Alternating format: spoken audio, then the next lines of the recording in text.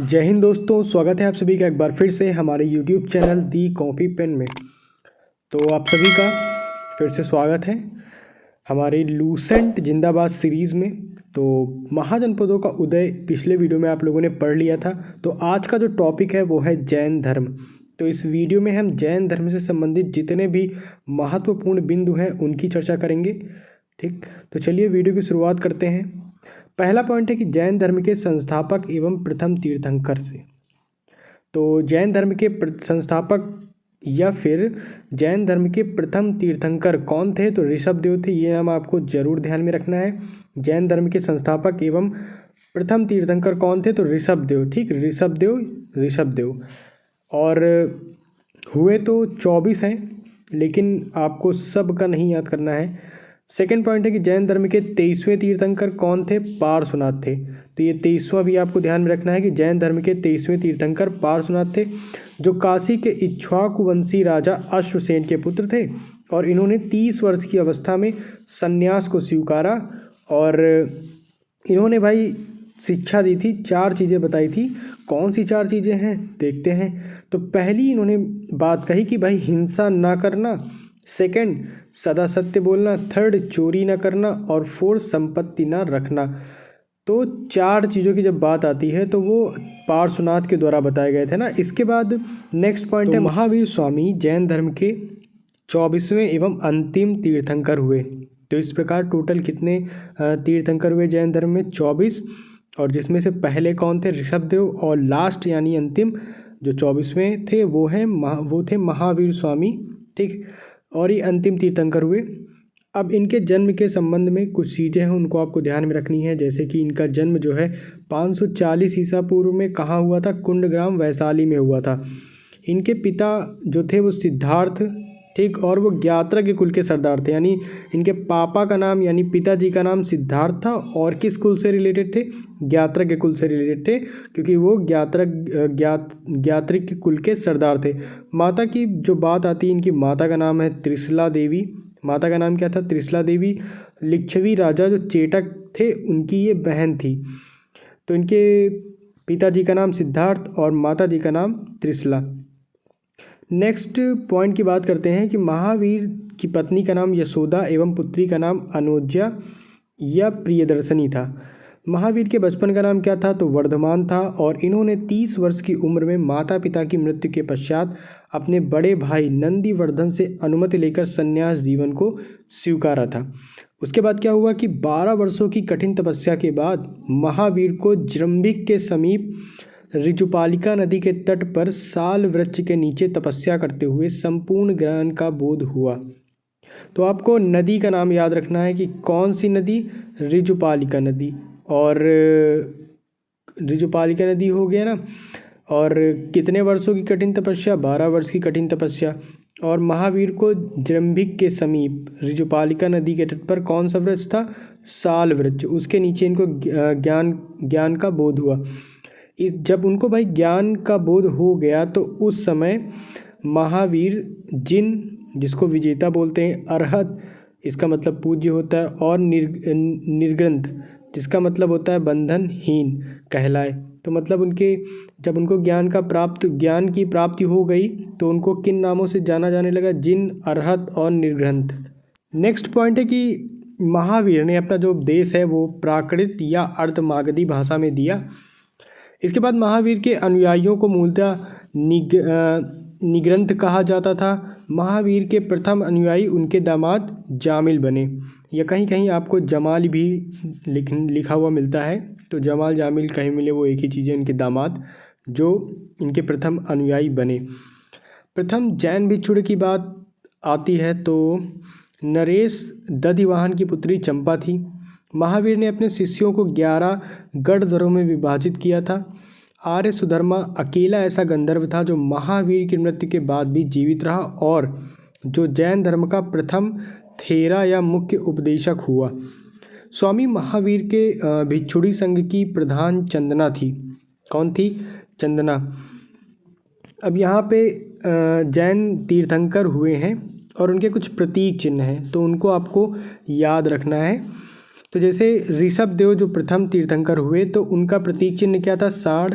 ऐसे ही अजीतनाथ जो दूसरे हुए, उनका हाथी, संभव का घोड़ा और संपार्श्व का प्रतीक चिन्ह, स्वास्तिक शांति का प्रतीक चिन्ह हिरण, अरनाथ का प्रतीक चिन्ह मीन, नामी का प्रतीक चिन्ह नीलकमल, अरष्टिनेमि का प्रतीक चिन्ह शंख, पार्श्वनाथ का जो 23वें तीर्थंकर हुए उनका सर्प और महावीर स्वामी जो 24वें उनका सिंह। तो आप इनमें से जैसे ऋषभ देव का सांड ये याद रख सकते हैं, अजीतनाथ का हाथी और इधर लास्ट के दो पार्श्वनाथ का सर्प और महावीर का सिंह। तो इनके प्रतीक चिन्ह को आप ध्यान में रख सकते हैं। दो जैन तीर्थंकरों ऋषभ देव और अरष्टिनेमि के नामों का उल्लेख ऋग्वेद में मिलता है। अरष्टिनेमि को भगवान कृष्ण का निकट संबंधी माना जाता था।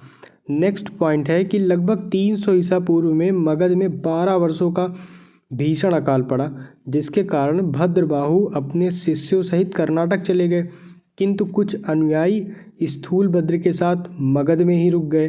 तो भद्रबाहु के साथ लौटने पर मगध के साधुओं से उनका गहरा मतभेद हो गया, जिसके परिणाम स्वरूप जैन मत दो भागों में बढ़ गया। कौन कौन से, या दो संप्रदायों में बढ़ गया, एक श्वेतांबर और दूसरा दिगंबर। तो स्थूलभद्र के जो शिष्य थे वो श्वेतांबर कहलाए, क्यों? क्योंकि वे श्वेत वस्त्र धारण करते थे, और भद्रबाहु के जो शिष्य थे वो दिगंबर कहलाए, यानी नग्न रहने वाले। तो ये पॉइंट है, इसको आप समझ सकते हैं कि जैन धर्म कितने भागों में बटा, श्वेतांबर और दिगंबर दो संप्रदायों में बटा। इसके बाद कुछ जैन संगतियाँ आती हैं, ये उतनी इम्पोर्टेंट नहीं है, फिर भी देख लीजिए कि प्रथम संगीति जो हुई वो 300 ईसा पूर्व स्थल पाटलिपुत्र, और इसके अध्यक्ष कौन थे? स्थूलभद्र। और जो द्वितीय संगति हुई वो 512 ईस्वी में, और स्थल वल्लभी गुजरात, अध्यक्ष क्षमा श्रवण। अब त्रिरत्न है जैन धर्म के त्रिरत्न। देखिए जैन धर्म आप अच्छे से पढ़े रहेंगे तो बौद्ध धर्म में जब चीज़ों को आप पढ़ेंगे तो आपको कन्फ्यूजन नहीं होगा। नहीं, कुछ लोग तो इसी में कन्फ्यूज हो जाते हैं कि त्रिरत्न बौद्ध धर्म से संबंधित हैं या जैन धर्म से संबंधित हैं, या फिर महावीर स्वामी के जन्म स्थान और जो महात्मा बुद्ध हैं उनके जन्म स्थान को लेकर काफ़ी लोग कन्फ्यूजन में पड़ जाते हैं। ठीक, तो इसीलिए चीज़ों को समझकर सही से पढ़ने की आवश्यकता है, तो आप उसी तरीके से समझते हुए पढ़ें तो बेहतर होगा। जैन धर्म के त्रिरत्न की बात करें तो एक है सम्यक दर्शन, सम्यक ज्ञान और सम्यक आचरण। कौन कौन से त्रिरत्न हैं? सम्यक दर्शन, सम्यक ज्ञान और सम्यक आचरण। और त्रिरत्न के अनुशीलन में निम्न 5 महाव्रतों का पालन अनिवार्य है। सत्य, इसको आप अपने अनुसार भी पढ़ सकते हैं कि सत्य, अहिंसा, अस्तेय, अपरिग्रह, ब्रह्मचर्य, या अहिंसा, सत्य, वचन, अस्तेय, अपरिग्रह और ब्रह्मचर्य। नेक्स्ट है कि जैन धर्म के 4 वरों शिक्षा, अन्न, चिकित्सा और आवास के सिद्धांत ने इसे लोकप्रिय बनाने में मदद की। जैन धर्म में भाई ईश्वर की मान्यता नहीं है, जैन धर्म में आत्मा की मान्यता है। महावीर पुनर्जन्म एवं कर्मवाद में विश्वास करते थे। नेक्स्ट पॉइंट है जैन धर्म के सप्तभंगी ज्ञान के अन्य नाम स्यादवाद व अनेकांतवाद है। इसके बाद अगला पॉइंट है कि जैन धर्म ने अपने आध्यात्मिक विचारों को सांख्य दर्शन से ग्रहण किया है। और जैन धर्म मानने वाले कुछ राजा थे, जैसे उदयन, वंद राजा, चंद्रगुप्त मौर्य, कलिंग नरेश खारवेल, राष्ट्रकूट राजा, अमोघवर्ष, चंदेल शासक। तो ये राजा थे जो जैन धर्म को मानते थे। नेक्स्ट पॉइंट है मैसूर के गंग वंश के मंत्री चामुंड के प्रोत्साहन से कर्नाटक में श्रवणबेलगोला में 10वीं शताब्दी के मध्य भाग में विशाल बाहुबली की मूर्ति, गोमतेश्वर की मूर्ति का निर्माण किया गया। तो ये पॉइंट आप ध्यान में रख सकते हैं। गोमतेश्वर की प्रतिमा कायोत्सर्ग मुद्रा में है। महावीर तपस्या की इस मुद्रा में महावीर जो है इस तपस्या की मुद्रा में वह अपनी चारों ओर के वातावरण से अनभिज्ञ हैं। उनके पैरों में सांप लपेटे हुए हैं तथा चींटियों ने मिट्टी के घरौंदे बना दिए हैं। यह मूर्ति 18 मीटर ऊंची है एवं एक ही चट्टान को काटकर बनाई गई है। तो ये ध्यान देने योग्य बात है कि ये एकाश में यानी एक चट्टान को काटकर बनाई गई है मूर्ति। कुछ और पॉइंट्स हैं, देखते हैं। खजुराहो में जैन मंदिरों का निर्माण चंदेल शासकों द्वारा किया गया था। और मौर्य काल के बाद यानी मौर्योत्तर युग में मथुरा, जैन धर्म का प्रसिद्ध केंद्र था। मथुरा कला का संबंध जैन धर्म से है। नेक्स्ट पॉइंट है कि जैन तीर्थंकरों की जीवनी भद्रबाहु द्वारा रचित कल्पसूत्र में है। इसके बाद 72 वर्ष की आयु में महावीर की मृत्यु है ना या निर्वाण 468 ईसा पूर्व में बिहार राज्य के पावापुरी राजगीर में हुई। तो इनका स्थल और डेट जरूर ध्यान में रखिएगा, क्योंकि अभी बौद्ध धर्म पढ़ेंगे तो उससे कन्फ्यूजन नहीं होगा। कई लोगों को कन्फ्यूजन हो जाता है। महावीर की जो जानकारी है वो महात्मा बुद्ध में बताते हैं और महात्मा बुद्ध की जानकारी जो है वो महावीर स्वामी में बताते हैं, तो अच्छे से पढ़िएगा। लास्ट पॉइंट है कि मल्ल राजा सृष्टिपाल के राजप्रसाद में महावीर स्वामी को निर्वाण प्राप्त हुआ था।